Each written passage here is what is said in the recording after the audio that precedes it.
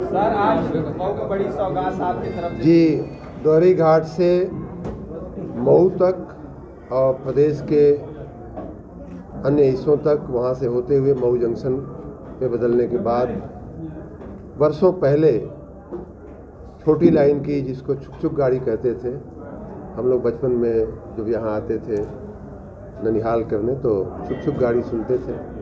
ऐसी एक ट्रेन चला करती थी, लेकिन लगभग 40-50 वर्ष से उस ट्रेन में व्यवधान हुआ। पहला व्यवधान इस कारण से हुआ कि मऊ से भटनी वाली जो ब्रॉड गेज बन गई, बड़ी लाइन बन गई, तो इधर की छोटी लाइन रह गई, इसलिए वो गाड़ी बंद हो गई। और फिर छोटी लाइन पे बहुत दूरी भी कम थी, इंदारा और दोहरी घाट के बीच में छोटी लाइन रह गई, तो इसलिए भी वो काम नहीं चल पाया। बीच में कुछ 2 डिब्बे वाली लोग बताते हैं कि डीजल के कुछ 2 डिब्बे चलते थे, फिर समयांतर में वो भी बंद हो गए। पिछले 3 दशक से लगभग वो भी डीजल के 2 डिब्बे चलना भी बंद थे।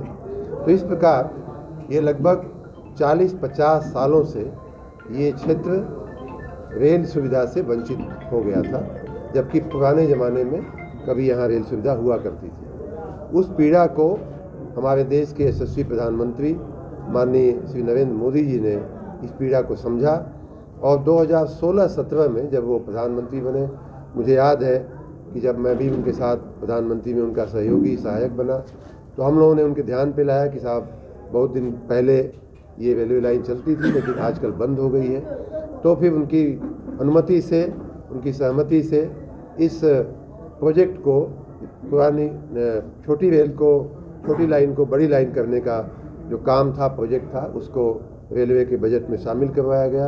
वो काम शुरू हुआ और आज माननीय प्रधानमंत्री जी ने उस काम के पूर्ण होने पर उस काम का भी एक तरह से उद्घाटन किया, लोकार्पण किया, और उस पर ट्रेन चलाते हुए उस ट्रेन का भी दोहरी घाट से मऊ की सेवा का ये उद्घाटन किया है।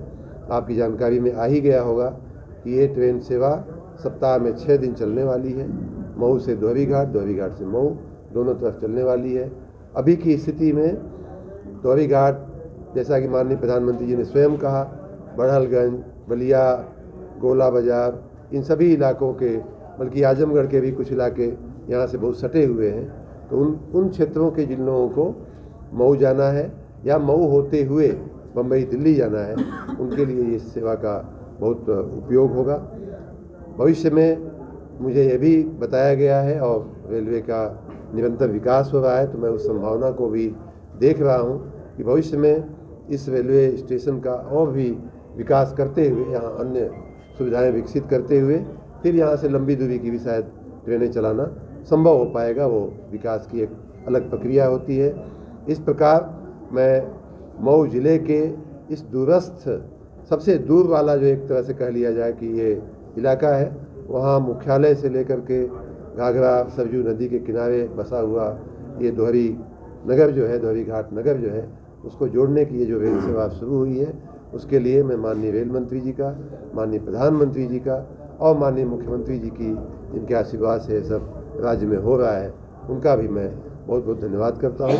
विशेष रूप से माननीय रेल मंत्री जी का मैं धन्यवाद करना चाहूँगा कि उन्होंने मेरे व्यक्तिगत अनुरोध पर तुरंत ही गाड़ी शुरू करने का, ट्रेन शुरू करने की अनुमति दी। और इतना ही नहीं, बल्कि स्वयं फ़ोन करके उन्होंने मुझे इसकी जानकारी भी दी, ये भी बताया कि माननीय प्रधानमंत्री जी स्वयं इस छोटे से रेल मार्ग का भी उद्घाटन करने के लिए स्वयं सहमत हो गए हैं।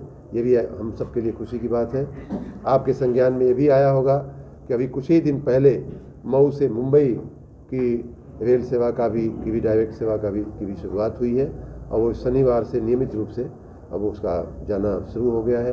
पहले ही दिन वो उसकी बुकिंग जो थी ओवर हो गई थी, ख़त्म हो गई थी, प्रतीक्षा में रखना पड़ा, और प्लेटफार्म पर जिस तरह से आज यहाँ के प्लेटफार्म पे हज़ारों लोग इकट्ठे हुए थे, उसी तरह जब उसका शुभारंभ किया माननीय रेल मंत्री जी ने, तब भी भीड़ थी।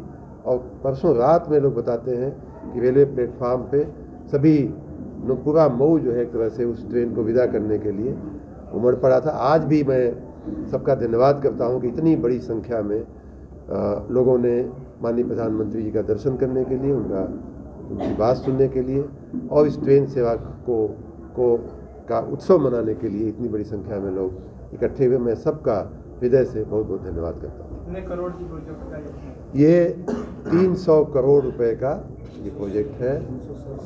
367 हमें तो 300 का बताया गया है, उनके विभाग से 300 करोड़ रुपए का ये प्रोजेक्ट है। आगे का क्या प्लान है? आगे का प्लान हमेशा यही होता है कि जब छोटी गाड़ी चल जाती है तो बड़ी गाड़ी चल जाती है तो लंबी गाड़ी।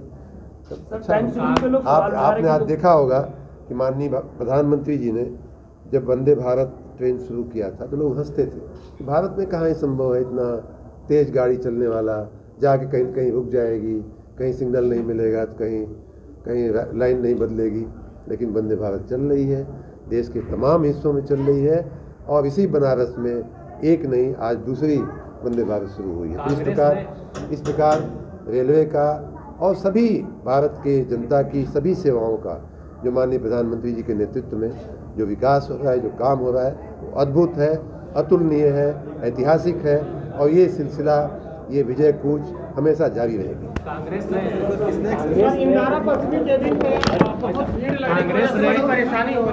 कांग्रेस ने इस क्षेत्र को विकास से अछूता रखा था, क्या कहेंगे आप?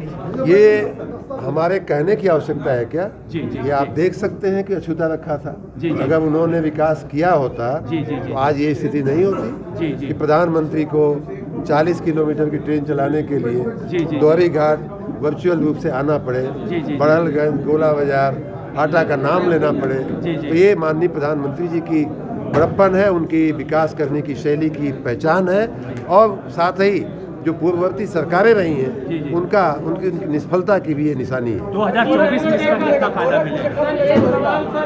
2024 में भाई साहब